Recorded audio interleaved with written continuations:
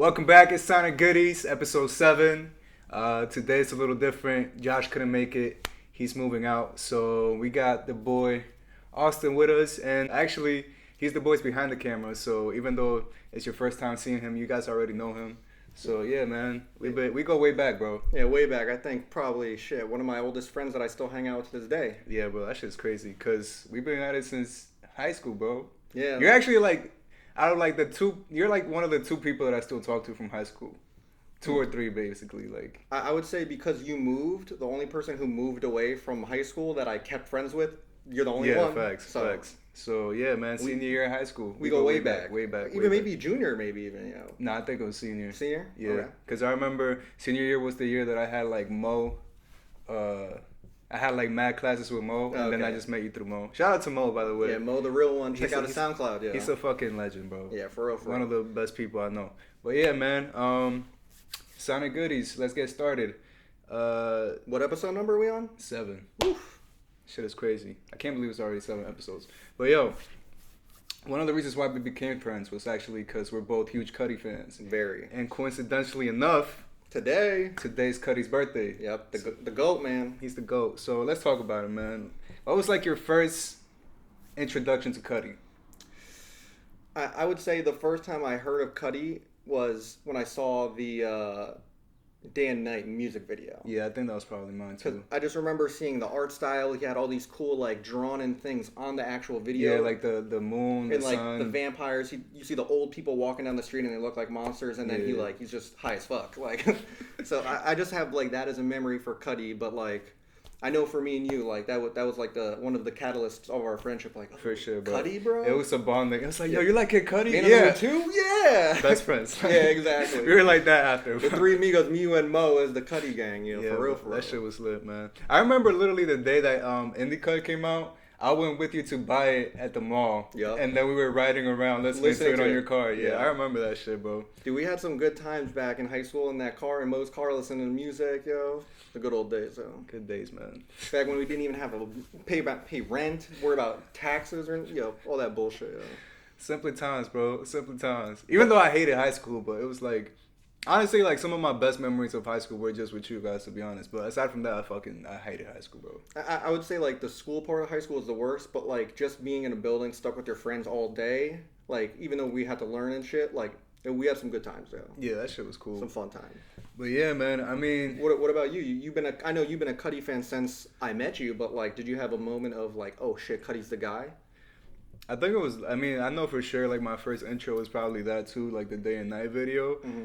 But definitely, like, I found that, and then just listening to all the suggested videos on YouTube afterwards, like, Facts. The Prayer, like, Man on the Moon, like, all those other songs. Back to that mixtape, one of the best, yeah. Back to, like, A Kid Named Cudi. Yeah.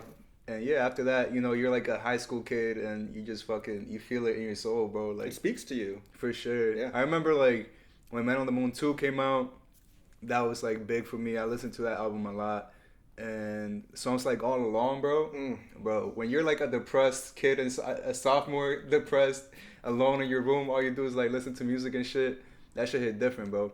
So, yeah, for sure, that's been, like... That was the start of it all. And it's crazy to think that, like, now, over 10 years later... You know, I'm still such a big fan of Cudi. And we finally got the follow-up to it. So, like, even though we talked about that a couple weeks ago, it's kind of like a full circle thing where we grew up as young kids and now we're young men and we get new music from our dude, you know what I mean? Yeah, it really is a full circle moment. But back to what you're saying for All Along, when you said that it gave me a quick memory, I had, like, this emotional moment when I saw him live. He did All Along, Mr. Rager, and back to back in like this emo set. I promise you, at the end, he did Mr. Rager in the middle. As he's ending it, I have tears in my eyes coming down. I'm like, this is the best thing I've ever seen, yo. Nah, bro, I can't blame you. Honestly, I would have probably... I think I was gonna go to that show, but I don't know what happened. Damn. I feel like we had an extra ticket, and like maybe your parents said you couldn't come, and my buddy Sam Shaham ended up coming, and he was like, I'm a Cudi guy from now on. And he always remembers like, oh, dude, that made me a fan. Like, damn, bro. Nah, I wish I would have gone, because that was also like Men on the Moon 2 era of Cudi, so... Prime. Yeah, that would have been so sick to witness, but whatever, man. I'll see him eventually. We're seeing him 2021 or 2022 whenever it gets up. But we're seeing him for Man on the Moon 3. Oh, yeah, that'd be lit, for sure. No, he said he's definitely gonna tour for this, so I'm excited for that. It'll be one of the best for sure. Yeah. But on more current Cudi news, he said he's coming out with a clothing line now. And he pushed back the album. Oh, yeah. Yeah. It was funny, too, because somebody on Twitter was like, yo, why does it say that Intergalactic is coming out 2022 now? He's like, yo, I just gave you an album. Like, I'm not going to put out an album every year. Like, let me chill. The funny thing with that is, though, it's like, he been telling us he's dropping this album with the TV show, right? Yeah. So when I saw the guy question, like, yo, when is this album coming out? And he, like, acted like people were ungrateful for his album. It's like, no, we're just going with what you told us, bro. That is like, true. He had mentioned it. Not even since last year. He had mentioned it since before he Man on the Moon 3. Before he announced Man on the Moon 3. So it was kind of like surprising to see that. But at the same time, I mean, like, I feel him. We had this conversation off mic like a couple weeks ago where you were like, yo, I'm excited for this. I was like, I thought it wouldn't be an album, but like I thought it at least would be coming out. But like that's kind of crazy. It's gonna be an album though. Yeah. But yeah, I mean, whatever. Let him chill. I'm cool. We just got it like literally a little less than a month ago. Songs are still on repeat. I'm still playing it, so it's just like I don't care, bro. Take your time. I'm cool with that. Facts though, for real. Especially since he's still doing like movie. I think he said on Twitter too that he's like somewhere, some other country right now, like filming a movie right now. He got a fucking podcast coming out. He got the fucking clothing line coming out. So he's making moves, bro. I'm happy for him. It is a pretty cool thing to see him go from like Man on the Moon 2 to like disappearing a little bit, like putting music out and his fans knew, but like kind of disappearing to the public eye, and now he's like full blown like star status to like he's really putting himself out there more for sure. Yeah, for sure. And you saw like that message that he put on Twitter, on Instagram the other day, that was like him saying like, yo, I'm really about to go all out now. Like if you're hating on me, like it's a dub for you. I'm really about to just start glowing and being my best self. Like that's so beautiful to witness, bro. Especially we know his journey, you know what I mean? For him, like from Man on the Moon 1, 2, 3, and then like 3 was a little sad at some points. Yeah, it was. But to then just hear like the confidence in like him being like, nah, I'm coming for your throat. Like it's about to be Cudi time. Like and that's great. And just him saying that he like loves himself more than ever. Yeah. You feel me? Like that's so beautiful to witness, bro, for sure. And the music that'll come out of that, I think, will be awesome too. Yeah, man. I'm excited. I'm really excited to see. Yeah, just Intergalactic next year. I already got something to look forward to. Hell yeah. So I'm really happy about that, man. I mean, I personally am never really disappointed with Cudi. Like, even if people don't like it, I could find the things that always draw me into liking Cudi, so I'm excited for whatever he does, for sure. I mean, I could always take a few songs out from whatever he drops, but there's definitely been albums from, well, I mean, I guess just Speed and Bullet, where I was just like, eh. No, if you like rock, you might like, probably not, but it's okay. I mean, honestly, like, I dove into it again, like, a couple months ago, and I definitely found, like, more songs that I liked from it than I originally did. But, I was going to ask you. So I saw this thing on Twitter that was like Red Pill versus Blue Pill. Yeah. And it was like the Red Pill is like 4 Cudi albums and the Blue Pill is like another 4 Cudi albums. So I want to get your take on this. So the Red Pill is Man on the Moon 1, Man on the Moon 3, Wizard, and Indie Cut. Yeah. Okay. And then Blue Pill is Man on the Moon 2, Satellite Flight, Kid Cudi Ghost, and a Kid Named Cudi. So if it's like not about the Matrix where one makes me like if it's just picking it, it's just picking Blue Pill all day. Blue Pill? Yeah. I mean Man on the Moon 2, Satellite Flight, Kid Cudi Ghost, and Kid Named Cudi. Yeah. I mean, for me, A Kid Named Cudi is like one of the greatest mixtapes ever. Like it's up there in my top 5 mixtapes. All right. So like, before you even showed the second one, I was like, if A Kid Named Cudi and Man on the Moon 2 are together, it's a dub. And then they got Kid Cudi Ghost on it, and Satellite. Bro, this is so hard for me to pick, bro. I still don't even know. I feel like I might put Red like a slight advantage, but then like I feel like if they had put Passion Pain and Demon Slaying instead of Satellite Flight, then it would have been like a landslide. You're not a fan of, or it's not your like biggest. Yeah, I feel like probably like out of all the projects that Cudi has, it's maybe like the one with my least like favorite songs. But it has like Too Bad I Had to Destroy You Now. That's such a great song. Troubled Boys, a really good song too. So it's like those two are like gems to me. But like aside from that, I don't really revisit that album too much. You know. I feel that. Yeah, but that's a tough one. That's challenging. That's a challenging. We like to hear from you. Which one would you want, red or blue pill? You know, like they got to come out with a purple pill. Yeah, all of them mixed. Yeah, I'm taking both. Fuck it. Exactly. Yo, something else that happened recently though. Moving on from Cudi, YAMS Day. YAMS Day, bro. We talked about YAMS Day, I think, in the last episode too. How like you and Josh had gone to like different YAMS Days. on different years and shit.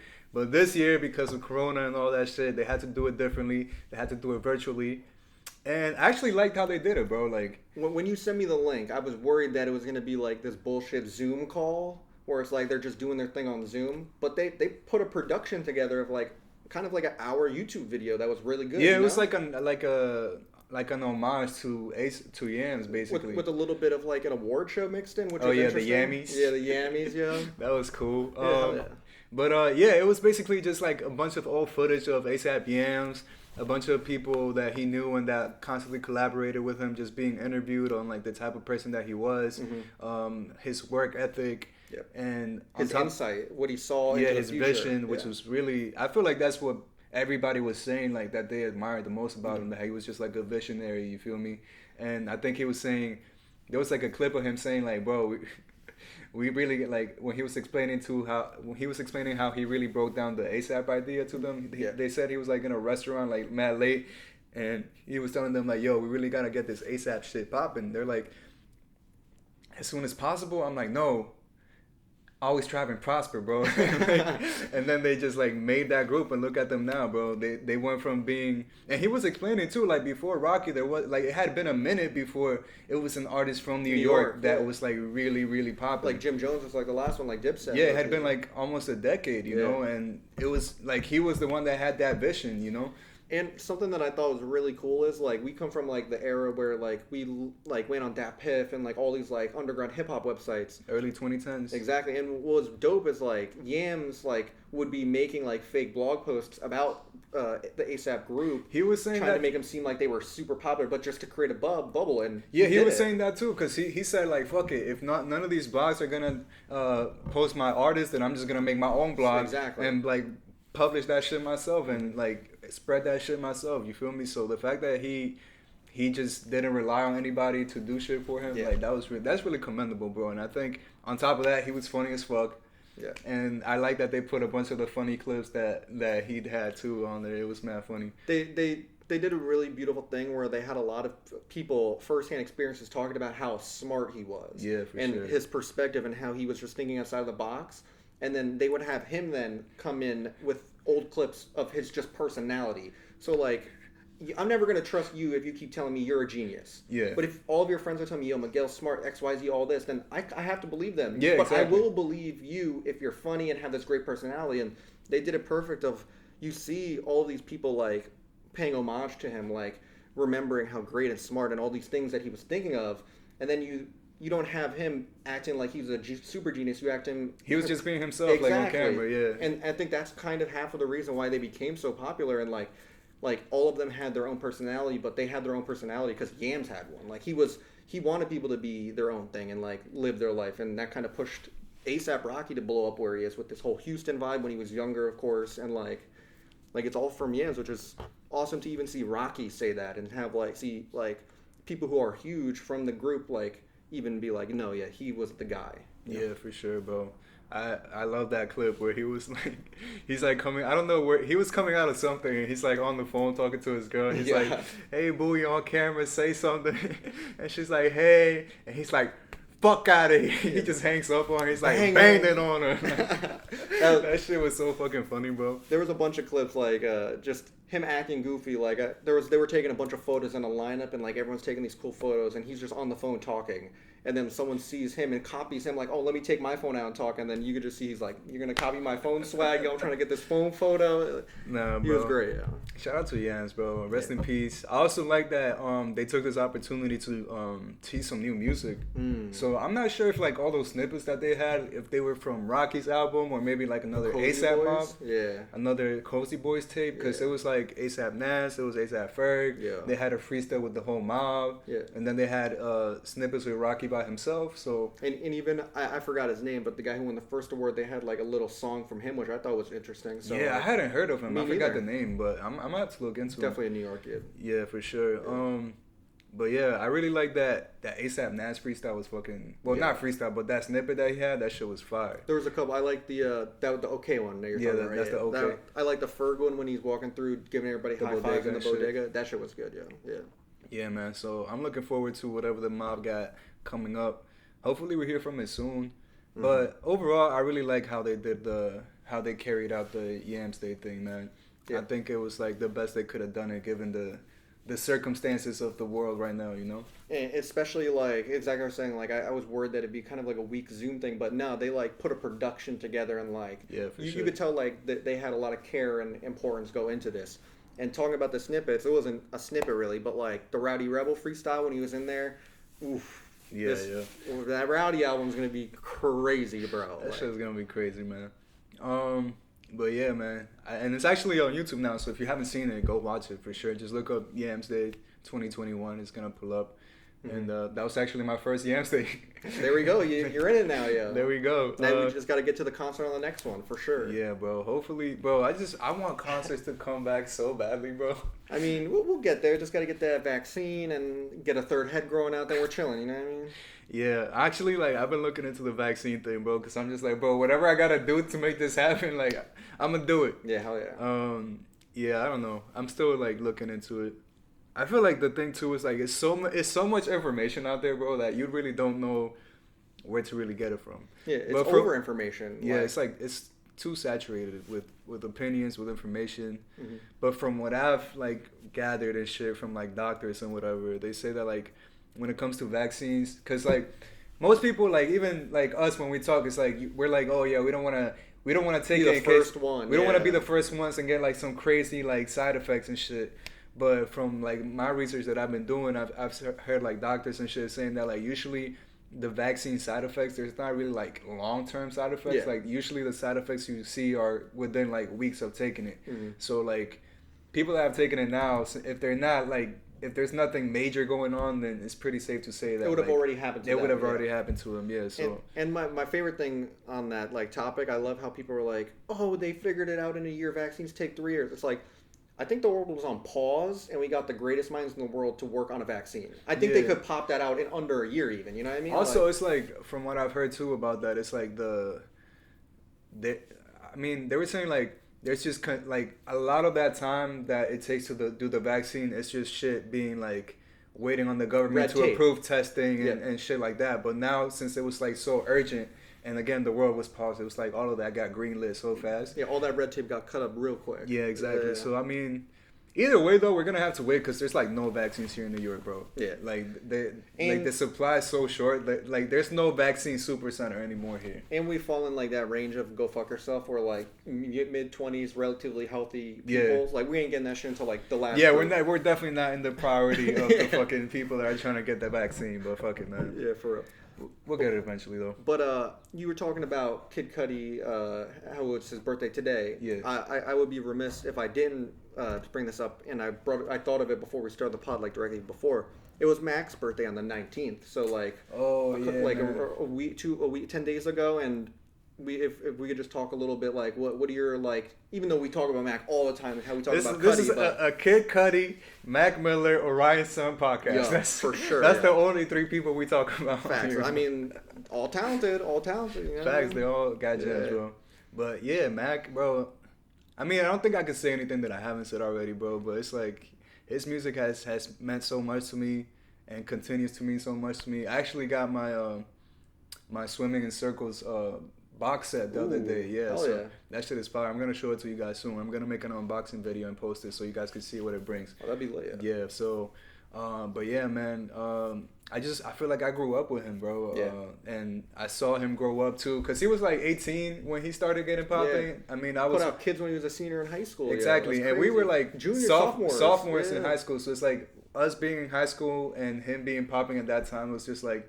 He was like the coolest kid, like to people our age and shit. For sure. But then, he had skill too, yo. He just wasn't one of those like flash rappers, you know. Yeah, but then fucking, as he grew up, he started going and getting it deeper in his bag, going through life shit. Yeah, hell yeah.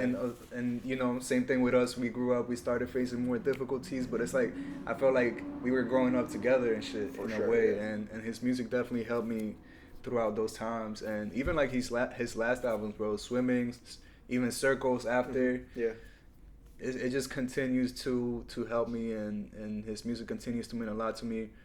I still listen to his music a lot, a lot. I think I mentioned in my Spotify top played a couple episodes ago. He was like one of my most played artist still. So I think it just comes to show, like, I'm still a huge Mac fan. And yeah, I don't think that's gonna change anytime soon, man. Hell yeah.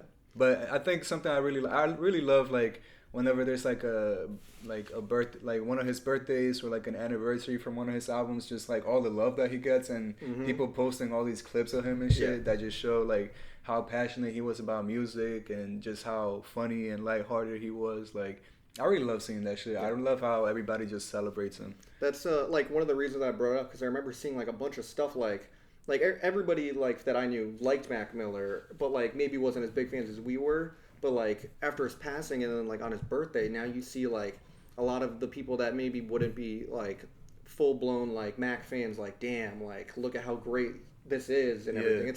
It was like you were saying, it was beautiful to see people kind of like what they did with YAMS, just pay like homage to people. Like, what's it called? I also seen people even on Twitter being like, I just found out about Mac last year, but it was like, and they were saying just like the people that like got to witness him like his whole career, like as it was happening, like they witnessed something special, and it really was, bro. For sure. Because you got to see him grow as a person, as an artist, switch up his sound with like every single album, mature, like go through struggles and like fall in love. It was kind of like a full cycle of like an artist that we got to see like right in front of our eyes with someone that was. He went through like a drug phase, the love phase, you know, just like a bettering himself phase, like.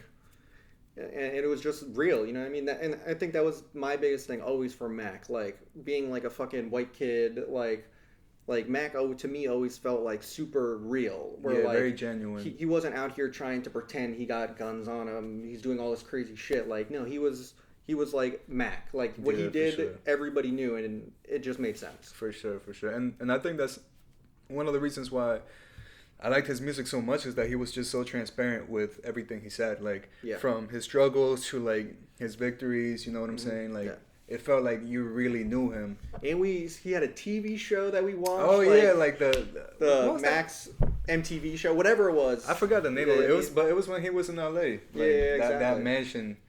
And basically Rob Dyrdek 2, they tried to do, like Fantasy Factory. But you heard like why he stopped that too, though? Because they were offering him a second season, and he said he basically stopped it because there was this one time that like he was out in public, and somebody like recognized him. He was like, "Oh, you're that guy from that MTV show," and he was like, "Bro, I work way too hard at this music shit for me to be known for MTV. Like, I'm not doing that. You feel me? So even that shows just like." His life was really just music, you feel me?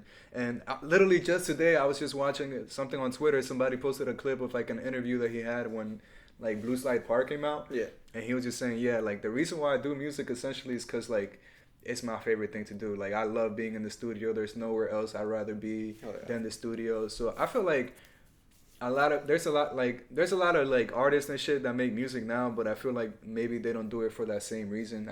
Maybe they do it for clout or money or fame, whatever. But I feel like with Mac, it was always just like straight up, I just love music. And I think you could also kind of just tell like how you were saying, and like the growth, like all the different kinds of music he did. Like, I would think if someone is trying to be in hip hop just for the money, or in music in general just for the money, like a Little Pump or some shit, like where there's no substance, like it's all the same sound. The same formula. Exactly, but like Mac was out there stepping out of his boundaries, which like I think he got from like his idols, like watching like Andre do some crazy shit. You know what I mean? Like on like the low, like on all their like Outkast out like that.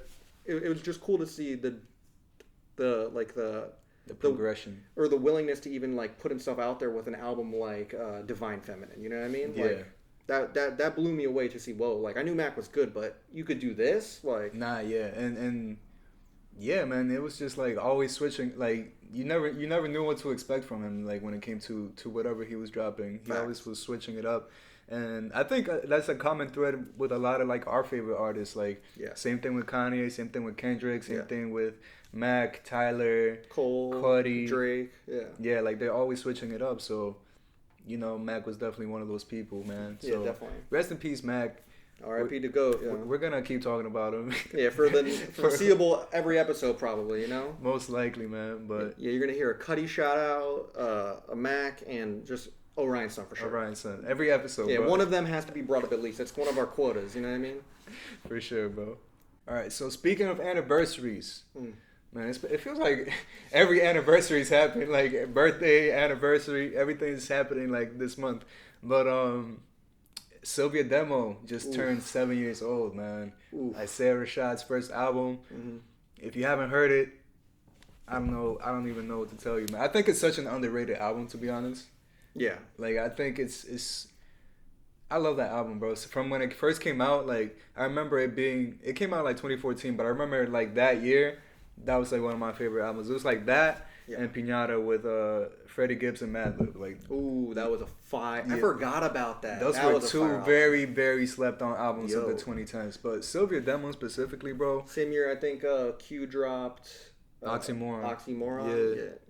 Bro, but this album, it's like one of not to be that guy, but like one of the best first albums I've heard. It was a very strong debut. And I think this might have been the first anything I've heard from Isaiah Rashad. Yeah, I mean, because I don't think he had like even an official tape out. Like, there's a tape called like Pieces of a Kid or some shit. Okay, but I've never heard of it. But it's like just it's a compilation tape basically of just like loose tracks on the internet that's like a fan put together. But I don't think he ever like released that officially. Okay. This was my first taste too of getting SZA and like getting both of them on a track. Yeah, bro. I thought they were the duo. I thought they were going to be like, if you got SZA and Isaiah Rashad on an album together, it was going to be the next thing. Like, bro, they don't miss like. But yeah, Savannah. Whoo, the whole sound of this album, bro. It's like, it sounds like faded. Like, it sounds like when you're literally faded to me. Yeah. Like, I feel like I'm high when I listen to it, but it just embodies like. I feel like the context behind this album to me is like when he's really high and then just all the thoughts that come from that. Because this album it deals with like his relationship with his dad, being from Chattanooga, him rapping, his drug problems, alcohol problems, depression, him being a father now, like to his young kid. Like, he just had a son around this time, I think. So him like coping with all of that, then him trying to come up in the game. Bro, like, it has so many highlights, bro. This was I got like super lucky and like he performed, like I saw him live perform this at Toad's place with Q. Yeah, I saw him too. I was at that show. Yeah, that's where, do you remember I got the photo with him back in the day. Isaiah killed it, yo. That was my first time seeing him. I saw him twice actually because I saw him. Helped me get the Schoolboy Q hoodie for $20 cheaper because I didn't have it either. Thank you, that was big.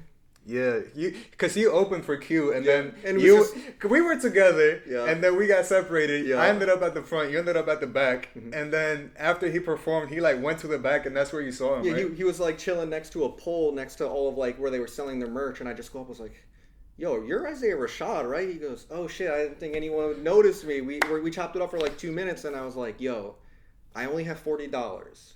This hoodie's $60. Can you help me?" And he's like, "I got you." Bro, that's so sick. But I also bought his CD there too, so I think that's why he let me get it for cheaper. Yeah. That's lit, bro. Yeah. But yeah, bro, there's so many good songs. Actually, I don't think there's any skips on here, bro. But like, there's songs to smoke to and chill to. There's songs where he's just like barring out. Like Banana. Woo! Bro, Shot You Down too. Woo! Shot You Down. This was the remix too, because he first dropped Shot You Down, and it was just like the video, and it was him by himself. And I think that's probably like the first song that I heard from him for real. And then who got on a J-Rock? J-Rock and Schoolboy Q, and they both killed it. Schoolboy's verse is like one of my favorite Q verses still. Because this is around the time where like Oxymoron was about to come out, like right before Oxymoron dropped. Oxymoron was it, yo. Like, the hype for Oxymoron was so crazy, and he was just saying like nobody knew the release date and shit, so everybody was bugging him about it. He talks about it on this verse too, the song, bro. But it's like, it's like he shows so many different sides to himself. There's like the songs to chill to, like Ronnie Drake, R.I.P. Kevin Miller. Then there's the songs that are more like personal. Soliloquy and Tranquility, both Tranquility, of those. Heavenly Father, it's a huge one, bro. Like, the shit he sang on there. Brad crazy. Jordan, too, I love that song.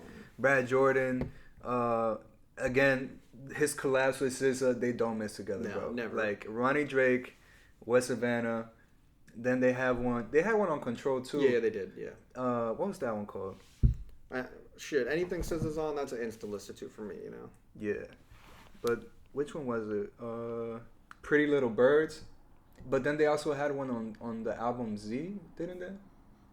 Let me double check. Oh no, they had one on his second album on the Sun's Tirade. Yep, yeah. That shit was fire too, bro. They don't miss. Like they're one of those duos that when they're together, it's like it's gonna be a good ass song. That's that TDE camp, you know.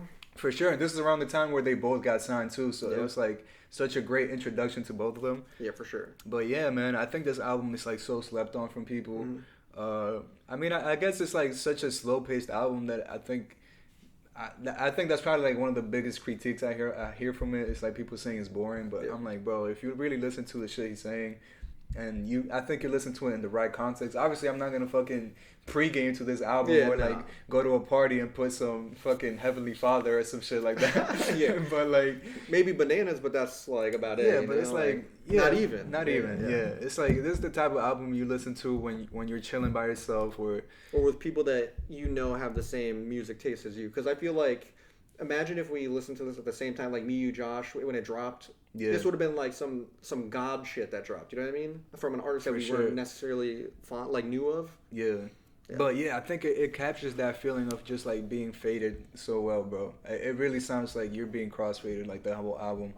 And the way like he filtered the sounds and shit, even like Hereditary, just like the way that it starts, and just the shit he's talking about from off rip. He's just talking about his dad and shit. That shit is crazy, bro. I love that album. And like, not to get like into a whole Isaiah Rashad thing, but I think it's like really dope how we see this, and then he didn't like lose a step or anything on Sun's Tirade. Like he came with like not all the same stuff that we just said, but he gave us more looks into like his being a father, like going through it, like wanting to drop music and it being tough. Like this evolution that we are seeing of Isaiah in itself from this to that to Sun's Tirade. Imagine what we're gonna see when he drops this next thing. Yeah, man. Last thing I heard about the album, he said it was getting mixed. Yep. So hopefully. And that was like what, 4 months ago? I think he was on Instagram, or 5 months ago. Nah, the tweet there he said it was getting mixed. I just heard it. I just seen it recently. Oh shit. Yeah, like a couple of weeks ago. So hopefully very soon we'll be hearing that, because it's been Sun's Tirade came out 2016, bro. Yeah, it's like a lot, but it's been a long time. Because I know for sure. Like between Cilvia Demo and Sun's Tirade, I know he almost even got dropped from TDE. Like he was going through some shit. Yeah. He was like going through some drug problems and stuff like that. And if you listen to the Sun's Tirade, like that's a big part of the album. Yeah. But from here till now, it's like, what the fuck happened, bro? Like it's been 5 years and we haven't heard anything. But hopefully, again, very, very soon, we'll be hearing this album. When it drops, you're definitely going to hear us talk about it. You're definitely going to hear our opinions on it. I would say he's not one of those artists yet where, like, we can give him a lot of time and be like, oh, he's going to be killer on the next album. But he's from a camp that puts very great albums out. So he kind of gets like that where, like, he's not huge where it's like, oh, shit, like this, like, he needs to drop right now. But when he does, you know it's going to be good just because they cook out there. For sure, and I feel like they just wouldn't let you put out some whack shit. Exactly. You don't want to bring that stock of that TDE down. Like that's the best out there right now. Yeah. So, man, I can't wait for that. Would you say like would you say that you prefer Cilvia Demo over Sun's Tirade? Yeah, but I would also say I think that is because a lot of the music that I like, it's when I first. It's just like your introduction. Yeah, exactly. I find that a common thread too with me. Or the ones I go back to a lot because I like all of the like anybody that I really like, I like it. But I feel like for Kid Cudi, like even though it's not Man on the Moon 1 or A Kid Named Cudi, like those are like super fond to me. You know what I mean? Yeah, for sure. I feel you. Yeah, I'd say I like Cilvia Demo more too, but maybe like not even by a lot because I love the Sun's Tirade. I just think maybe like front to back. I would probably listen to Cilvia Demo without skipping. For sure. With like skipping less songs. Because on Sun's Tirade, bro, like the first half of the album, I don't skip a single song. It's like the second half of the album where it's like, there's some songs where I'm just like, I could do without this. But like the first half from like Where You At up until A Lot, bro, no skips. I'm playing. Really? I'm playing. How many songs is that? 6? That's like 10 songs, bro. Yeah. That's a good run right there. Yeah. That's like 10 songs. Yeah. So I'm playing that whole shit through, bro.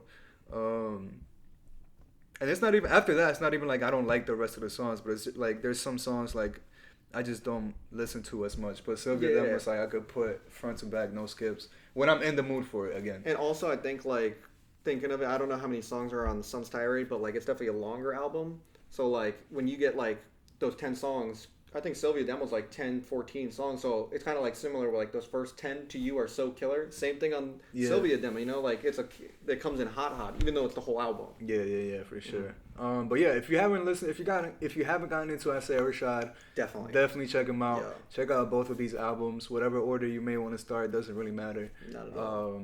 They're both fire. Just check it out, man. Listen to good music. That's what it's all about. Yeah, for sure. But a quick thing, just because I brought up TDE for a split second, I think it'd be kind of weak if we did talk about it. Young Thug put out his first song under his YSL like group. Oh shit! I haven't even heard it yet. Like when you mentioned it, that was literally when I first. It kind of gave me like a Scott or a Cactus Boys vibe, like that album. But you can't go wrong with Thug. So like he had Sheck West on it, which gave me that vibe a little bit too. Oh, that's probably why. And another guy who I've never heard of, but you guys should definitely check it out. YSL. That album's coming out, I think, probably in the next couple months. What's the song called? GFU, like Get Fucked Up. Oh, yeah. All right, I like that name. Yeah, I like that name. Yeah. I could get with that.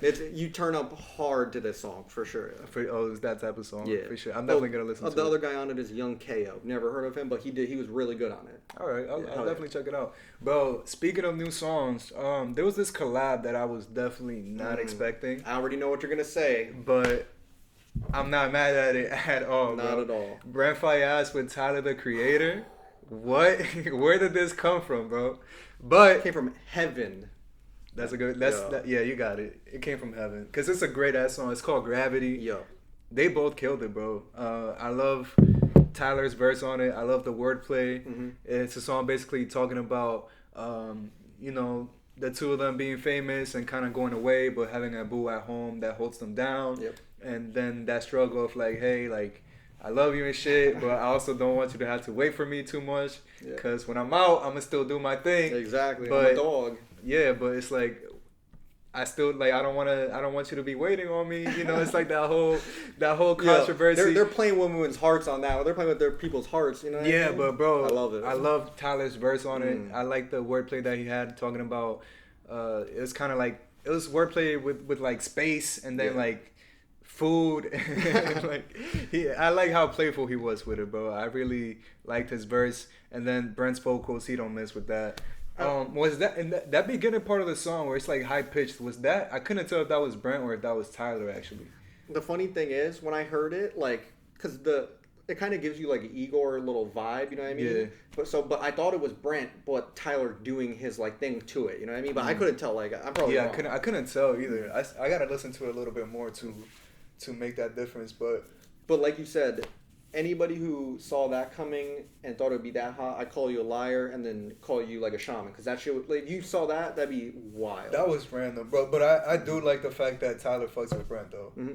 But like Tyler is one of those guys where he's always doing something that you don't expect. You know what I mean? Like, yeah, for like sure. I would say quarantine. I realized I found Brent like listen to Fuck the World. Yes. Yeah, that and great, to me that might have been the best R&B album I've heard in like a hot minute. Yeah, like, it was so fucking good. Bro, he got his own shit going. Yeah. I love Brent. Have you heard like his Sonder thing? What is it called? Sonder. Mm-mm. Sonder is like, it's Brent, but it's Brent under, like, it's him and the producer basically, and they got this duo called Sonder. Sonder's Son. Okay, I see that. No, that's his album. Like, oh, okay. That's his like first album, Sonder's Son. But then, like, if you just look up Sonder, it's like basically this group of like him and the producer, and they have like this EP that they dropped. I think maybe like 2018, 2017, something like that. And yeah, that shit is fire, bro. You should definitely check it out. Nah, Brett, he's one of the guys who, as of late, like, whenever he's dropped something, I've always had to, like, pause whatever you're doing and just listen. Yeah, man, that shit. Dead Man Walking. I'm not sure if you heard that one. Yeah, for sure. That shit was killer too.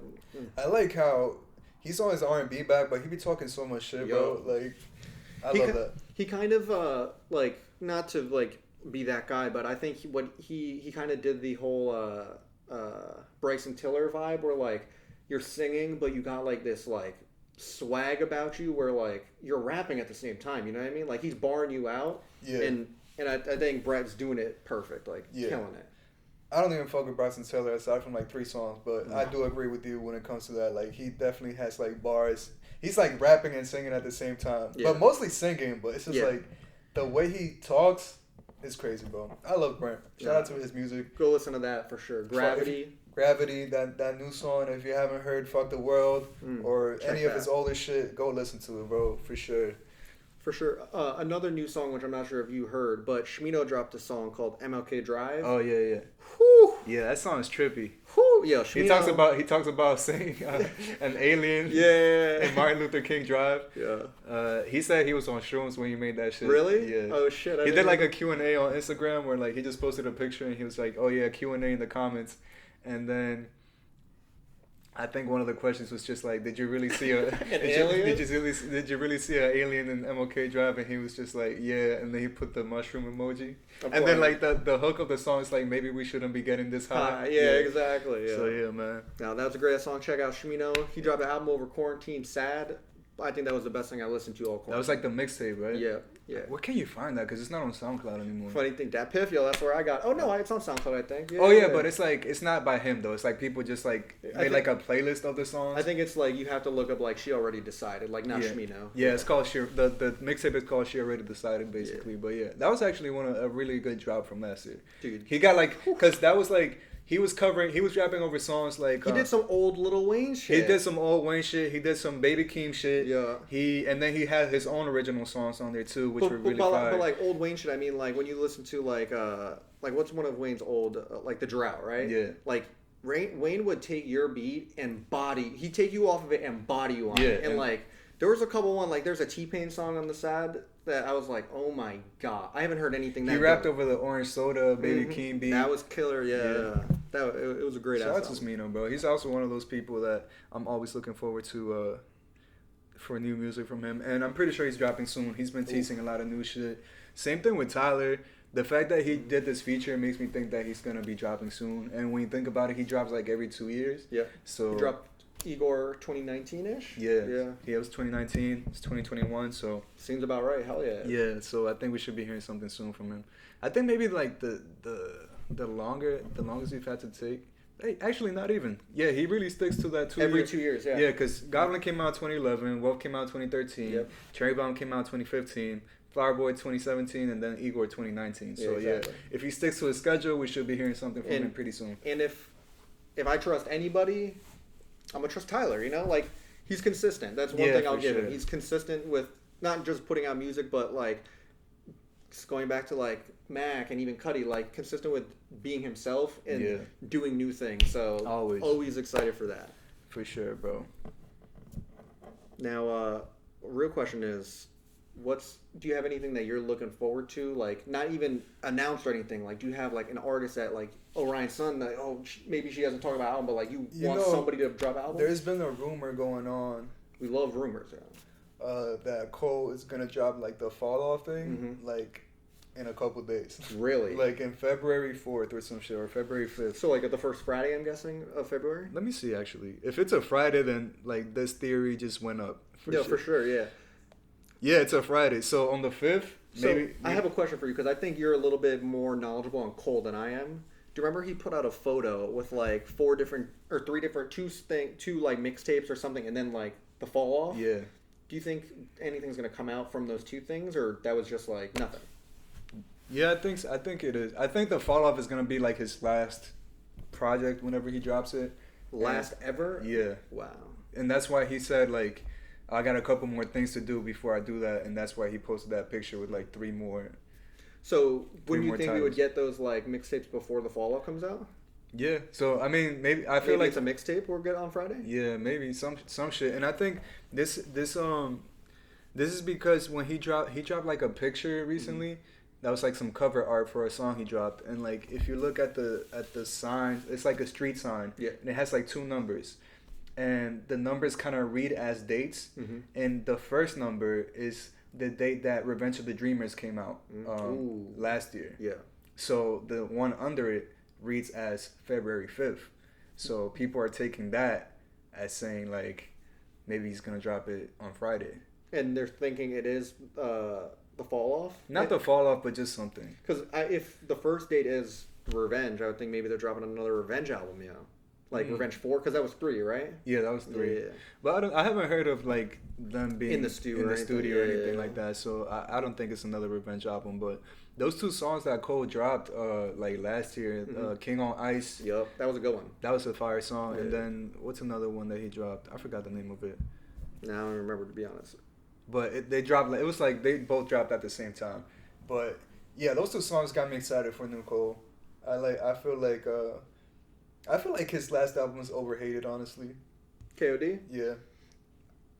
Yeah, but I also think I think it's a good album, but I feel like a lot of the hate comes from just like bringing it on himself a little bit. Where like the KOD, he's talking about like drugs and all this shit, but like he spent a lot of his earlier career kind of like talking down upon like rappers who did that. You know what I mean? Yeah, but I mean KOD's not glorifying it. It's like doing the opposite, really. But like he's also like. Well, from what I saw, like a lot of like even rappers that I'm not even fans of, like their biggest thing was like, oh, so like it's okay for you to like talk about this shit when it's you, but like you had an issue when like I was doing it. Like even though I don't fuck with them at all, like that was like what Lil Pump said, and it was like, well, you're making like that was when music, bro. Like that's when they had that whole like interview and shit. That was the stupidest. That made me not even like J. Cole. I was like, why are you sitting down with this loser, bro? Like.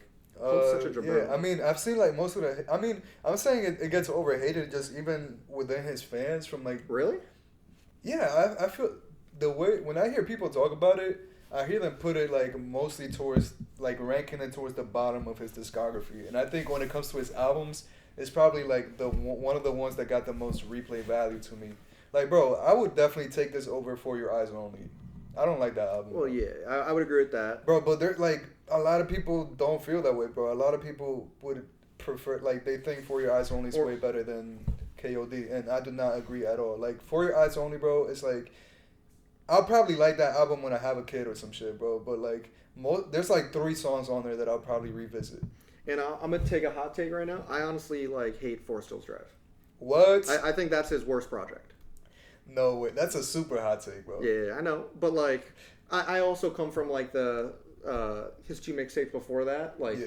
I don't think he's made anything even close to as good as those. You know what? I actually re-listened to, cause I was the same way too. Like, I found out about Cole literally like a week before Friday Night Lights came out, but and those were always like my 2 favorite Cole projects. But I revisited the Warm Up recently, and yeah, I feel like.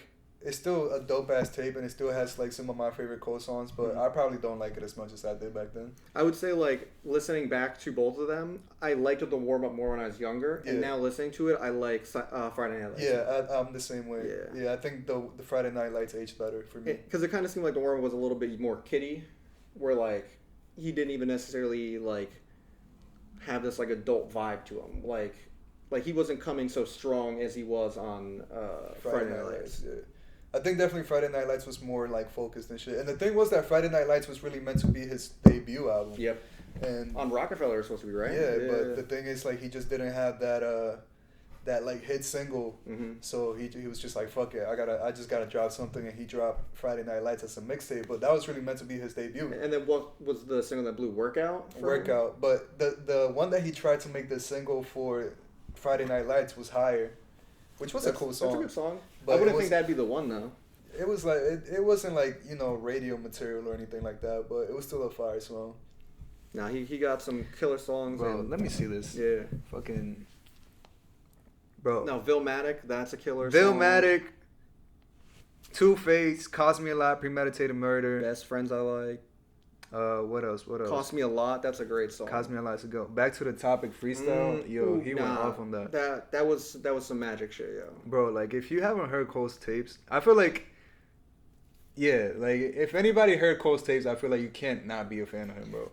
Even over his albums, like I feel like his albums don't even show his best, like his highest potential. I would agree 100%, and I would even say like the Cole like I used to be like more of a Cole fan than a Kendrick fan back in mixtape time. Yeah, same. And then like once Good Kid, Mad City came out, even though I loved what are both of the Born tapes? Sinner and Cold World? No, from Kendrick. OD, which had Michael Jordan on. I thought that was cool, but nothing compared to Friday Night Lights or even the Warm Up for You. But then once they both dropped their albums, that got completely switched for me. Where Kendrick, I think Kendrick, when it comes to albums, has definitely like outshine them, and most people out there. Yeah, for sure. He's to me, hot take. The only person who he's battling with for albums is like Jay and Kanye, because they put out those discographies. I feel like as far as consistency goes, But yeah, like back to Cole, I think, and one of my biggest beefs with Cole is that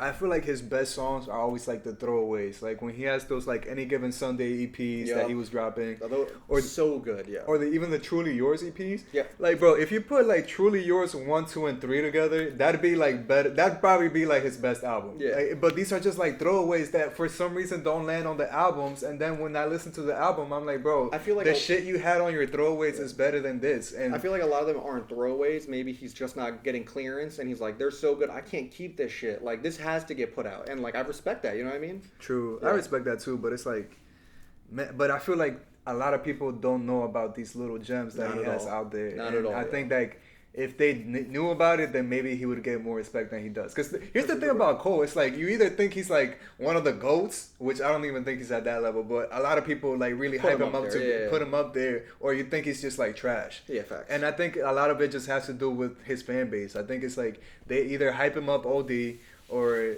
And I think to counter that, people just hate shit on him so much that like again, it's like you either think he's the GOAT or you think he's trash. And I hate to even admit it because like I do like J. Cole, but like I'm part of that group where it's like all these people dick ride him so hard. It's like guys, like he's good, but like we're not gonna pretend like he's Michael Jordan. Like relax, he's definitely not out there, bro. And nah. like people that try to put him over Kendrick, it's like no, bro. Like, it's like did you hear Good Kid, Mad City, yo? Like no, bro.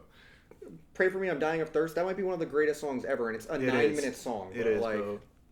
Nobody could touch that. I was literally saying that the other day too, because I was listening to it. That second verse, bro, unparalleled, bro. Both of them, like that whole album. That's my favorite album. I think I've experienced at one time, but maybe other than like Man on the Moon 2 or like Beautiful Dark Fantasy. Yeah, for sure. Yeah, so I'm guessing you probably saw, but Certified Lover Boy got pushed back. Drake put it on hiatus for a little bit. Yeah. He put out, I think it was an Instagram post where he was just talking about how like he got injured. He like tore his ACL at the beginning of Corona playing basketball. He wants to be an athlete so fucking bad, bro. Like just stick to your thing, bro. Stay in the studio. How has he blown his leg out twice? And granted, he does have a contract with Nike, so. If you have a contract with Nike, you probably will get hurt eventually because you're doing some athletic shit. But like, the fuck he did you hear how it happened too? No. Apparently, he was playing him and his boys. They do a OVO basketball tournament. They were in the finals, and he tore his ACL in the finals. You know how serious you gotta be taking that shit to tear your ACL, bro. Apparently, it was like $100,000 on the line, bro. Oh, shit. But just imagine. I mean, he's already rich, so like that ain't even shit to him. No, but it's like, bro. I just would love to see Drake has the ball at the top of the key. He's dribbling. He goes in, boom, boom. You see him take that weird step, and it's just a wrap. He throws it up, he misses, but it's like not Drake. Like, oh my god, bro. Oh, that was.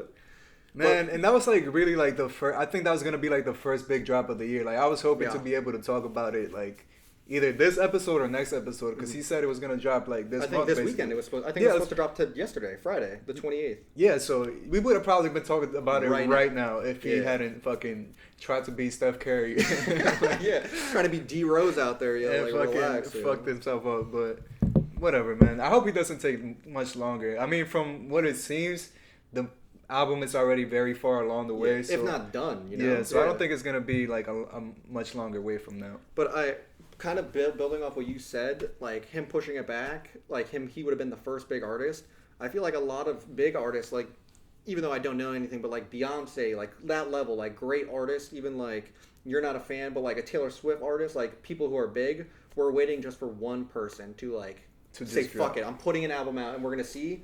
And that was gonna be Drake, and he's the biggest of them all. Even though like Ariana and people have put out albums, but like I think a lot of people were waiting for Drake, and he puts it on hold, which means the whole music industry's on hold, you know? Yeah, man. I feel like there's a lot of albums we know that are on the way, but there's not been like official announcements. So it's like, it's coming, but we don't know when. Exactly. Yeah. So it's kind of annoying for us, the listeners, but it's like whatever, bro. We just gotta Beyonce wait. Did the whole secret album drop, and now everybody thinks their Beyonce can do secret album drops. Bro, that shit was a game changer for real. No, it was Lemonade, right? When she did that. That was the Beyonce album, like the self-titled Beyonce album. Okay, but like shit, I remember when she put it out of nowhere, and I think even someone huge. I think Drake might have dropped the album the week before. I think Drake, he did like if you're reading this with like little to no promo too, like when he dropped it.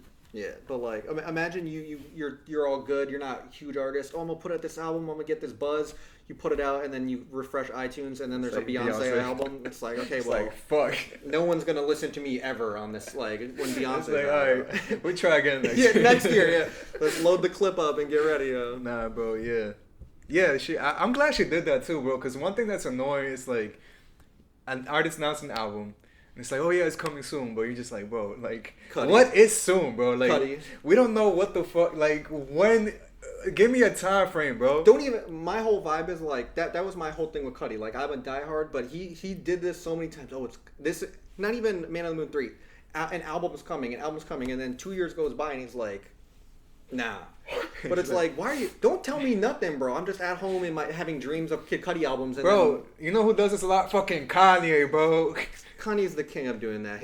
He'll build hype and then break your heart. It's like, Bro, but my thing is like, bro, why even announce it if it's not even done or like 90% done, bro? Like, the funny thing is with Kanye, I feel like when he announces it, he's just laying in bed and he's like, I want to make an album. Boop, I'm putting an Real album out shit, in 3 bro. days, and then it's like his publicist calls him, oh, you have an album halfway done? No, I played a key on a piano and thought that'd be a great idea to make an album. It's he got at least like 4 albums that he hasn't dropped, that he's announced that haven't come out. I think he has at least 4 in the past 3 years that he hasn't dropped. You know, Bro, he got Yandi for sure. Yeah. Even though Yandi, you could listen to it on YouTube. But like, Yandi, if he had put it out, bro, it would have been like one of his best albums. Real shit. That shit is so nah, fire, bro. That's hype beast, yo. Nah, bro. Have you heard it, bro? Yeah, I got it on my laptop. Bro, yo. that shit is so good. Nah. That song where he's like, He has the one with all one the with- Florida boys when they're singing on it. the one that he's like, with Big Sean is on it. Like the one with like that has like all the good music features. That he's like, seasons changing, autumn falls on, summer starts to leave, autumn falls on me, and it's like 6 minutes long. That shit is so fire, bro. I like. He has the alien one. I think it's called What's that? The Storm. The Storm. That's the one that I like. Oh wait, wasn't that one? That one ended up being on Jesus is King, basically. I think that one ended up being Everything We Need. I think, but without the X verse. Probably. Yeah, I you think- can't have an X verse on a Jesus King. Yeah, Go for exactly. it. Especially like that verse. If Yeah. you listen to it, it's like, yeah, fuck. Like- Yeah, they go hard. No, this album is good. It's just I wonder if like Which one is the song I'm talking about though? That it's like it has the first one, New Body with no New Body's fire, but that came out too, I think, right? that came out as a Nicki thing. Yeah. It wasn't a Kanye one, but the Kanye the one that was supposed to be on Yandi's fire. But the one that I'm talking about that's like 6 minutes, Alien. Alien, that's the one. That yeah. shit is crazy. That has bro. Cudi on it, right? I don't remember. I know Big Sean is on it. He goes off. I think Cudi might be on it at the end. Yeah. No, but it's Maybe. good. But he's the king of that. He also had like that video game console. Turbo Graphics, Yeah. whatever. What a that jump, bro, was like yeah. after fucking Yeezus. Pablo, right? Or something. Yeah, I think it was like after Pablo that he announced that shit. Never came out. Yeah. I think that turned into like not even joking. I think that like turned into Kid Cudi Ghost. Maybe. Because I remember like Cudi even talking about like it for some reason like oh gonna go work on Turbo Graphics. It's like oh he's making a computer. Oh no he's with Kanye. Like what are they doing now? Speaking of Kid Cudi Ghost, do you ever think we'll see a Kid Cudi Ghost 2?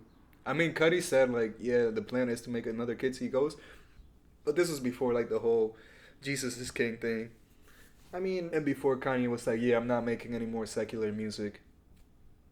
he says that and then he makes a song like with Joaquin Buckley knocking the fuck out of that guy like that the new song that he put. Kanye is such a fucking Enigma. an idiot, bro. Like love him, but it's just like I'm not making any secular music. I bet you he's putting out a secular fuck album next, bro. Like If he breaks up with Kim, bro, it's a wrap. Bro. he's not that bitch is dumping him, bro. Well, yeah. and she good for her, yo. Like imagine dealing with a fucking manic, depressive like artist. Bipolar. Like granted he got money, but like he's also like just playing with shoes all day. Like Yeah. no, It that's must be hard dealing with Kanye. I'm not. And then bro, that whole family though. It's I was gonna say, like, I would That whole say dealing family with Kanye is probably the hardest, but like, imagine Kris Jenner, yo, oof, bro, that whole family is like scary. Yo, shout out to them. Yeah, shout out, yo. You're trying to sponsor the pod? Reach out to Miguel. We'll have a Kardashians thing right here. We'll have the email on the bottom. But yeah, man, I think we got everything we wanted to talk about out the way. I would just want to say one last thing because it's personal to me. It's been a little bit over a year since Kobe passed. Oh yeah, man. Kobe, well, at least one of my best friends when I was younger, Rafe, put me onto basketball, and the only person I loved in basketball was Kobe Bryant. So I would never have as much fun watching basketball if it wasn't for Kobe. So I just think Rest in peace, Kobe. Rest in peace, Gigi. Yeah, Gigi. Never forgotten. The other people in the plane, super sad situation. That's another helicopter. That's another thing. Like seeing just how people talk about Kobe is so beautiful, bro. Because everybody just has nothing but good things to say. Yo, is this like the RIP podcast or something? Yo? Apparently, bro. Yeah, We just gonna talk about people that died every podcast, every real. episode. But yeah, man, that was still can't. It still doesn't seem real. It's like one of those people that you just expect to see turn old and shit. But exactly, and it's one of those things where for me, like I've never like when Mac passed, I was super sad. Yeah. But I felt like that was very personal to me in a small group. But to see like the whole like world kind of like mourn over this, and also like kind of come close, like it kind of made a lot of people realize like even though COVID forced people to get on Zooms and like do all this shit, it kind of made you like realize like oh shit like. And this was even before COVID. Exactly. This was like I think a month and a half before it, and then like it happens and everyone's like wow like life is so precious, and then we get the corona, so it's like it was just like the same theme just carried out throughout the year type shit. And it's just like you got to remember to always say that you love the people you love and you let them know because like shit. For sure. And even and Kobe was such a big figure, bro. Like you said, like just a universal like mourning for this person. But even like Amine on his last album, he had this skit called Literally Kobe. Yeah. And he talks about how literally like with Kobe dying, he felt like the last part of his childhood died. Yeah. And after that, he was just like, all right, let me like get my shit together. Like how do I buy a house? Like how do I do all this other like growing up shit? It was just like such a staple in everybody's like lives in your childhood, like you said, and just like a bunch of other people's that like. Yeah, it was like a monumental event for real. And like we'll never get shit back, you know what I mean? And that's like it's beautiful and sad where like the same thing I'll bring up right now, like thank God Dr. Dre like is doing better now, you know what I mean? Yeah, from that aneurysm. Yeah, like cuz it's very similar where like Dr. Dre like is a very Kobe-esque where like many like we know how influential and important he is to music. But the world, I feel like, doesn't recognize it enough. I feel like a lot of people may just know him from like the business aspect of it. Or just like Eminem. He's the guy from Beats, and he's like, nah, he created where we are right now. Yeah, like, for sure. And thank God he's healthy and like better now. But it makes you just like shit. And again, like, all these things are just happening so like unpredictably, bro. Yeah. Like you just gotta appreciate people. Like give them their flowers while they're here, for sure. For sure. And not even like famous people, just like your people in your life. Yeah, exactly. Everybody that you care about, you just let them know for sure. Yeah. We ain't got no time to waste when it comes to sharing love, bro. Not at all. We always spread it, Yeah, for sure. We spread love. We spread love. We spread good music. And that's it for today, man. Y'all be safe. We'll see you in a couple weeks with Josh. He's going to be back. So, yeah, man.